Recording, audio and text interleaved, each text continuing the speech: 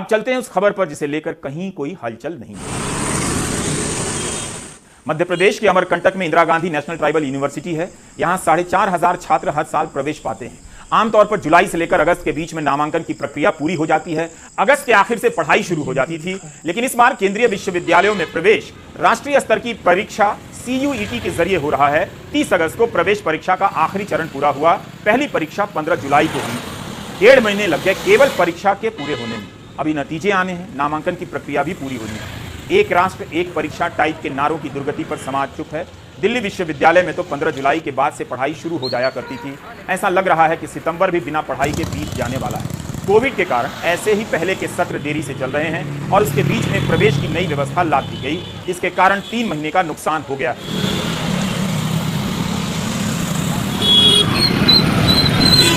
Banaras Hindu university में भी यही हाल है। जब यह यूनिवर्सिटी अंतर्राज्यीय परीक्षा कराया करती थी तब करीब 5 लाख छात्र फॉर्म भरते थे। इसके बाद भी यह यूनिवर्सिटी अपने स्तर पर जुलाई तक नामांकन की प्रक्रिया पूरी कर लेती थी और पढ़ाई शुरू हो जाती थी। छात्रों को छात्रावास वगैरह सब मिल जाता था, लेकिन इस साल कुछ भी नहीं हुआ है। हर साल बनारस हिंदू विश्वविद्यालय में 16,000 छात्र दाखिला लेते हैं।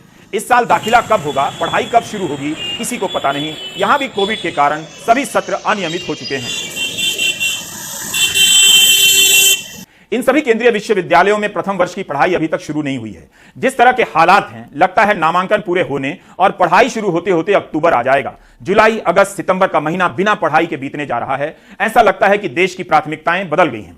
शिक्षा व्यवस्था लापता हो चुकी है। 15 लाख छात्रों ने इसके लिए फॉर्म भरे। इतनी बड़ी संख्या में छात्र पढ़ाई शुरू होने का इंतजार कर रहे हैं। क्या उनके परिवारों ने दिन रात इसकी चर्चा की है? कहीं लिखा पढ़ा है कि ऐसा क्यों हो रहा है? इसके लिए कौन जिम्मेदार है? प्रोपेगेंडा ने जनता के विवेक को नष्ट कर दिया है। इसकी जवाबदेही किसकी है कि 3 महीने में परीक्षा पूरी नहीं हुई? 1.5 महीने लग गए केवल परीक्षा पूरी होने में। अभी नतीजे नहीं आए, काउंसलिंग शुरू नहीं हुई है, नामांकन की प्रक्रिया पूरी नहीं हुई है। जब पूरी तैयारी नहीं थी तब इस साल से यह व्यवस्था क्यों थोपी गई? और तो और अखबारों को पलटिए तो नई शिक्षा नीति पर गृहमंत्री अमित शाह के बयान ही ज्यादा मिलने लगे, छपने लगे। क्या इसकी जवाबदेही भी गृहमंत्री की होगी कि 3 महीने में भी इस साल प्रवेश क्यों नहीं हुआ? इस साल मार्च से अगस्त के बीच कई अखबारों में नई शिक्षा नीति को लेकर आपको गृहमंत्री अमित शाह के बयान मिल जाएंगे, जिनसे इन अखबारों ने हेडलाइन सजाई है। Times of India, Indian Express, Deccan Herald, Hindustan Times, Business Standard, Financial Express, Amar Ujala, News on Air. किसी में अमित शाह कहते हैं प्रधानमंत्री ने नई शिक्षा नीति में गांधी के विचारों को शामिल किया। कहीं कहते हैं मोदी सरकार कर्नाटक के लिंगायत मठ की शिक्षा को लागू कर रही है। कहीं कहते हैं क्षेत्रीय भाषाओं से शिक्षा में क्रांति आ जाएगी।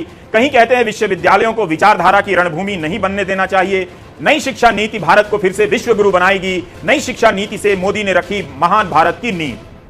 गृहमंत्री अपने मंत्रालय की रिपोर्ट पर नहीं बोलते कि 2 साल में 80,000 दिहाड़ी मजदूरों ने आत्महत्या की है। उसके क्या कारण रहे होंगे, मगर शिक्षा नीति पर उनके बयान दमदार तरीके से छप रहे हैं।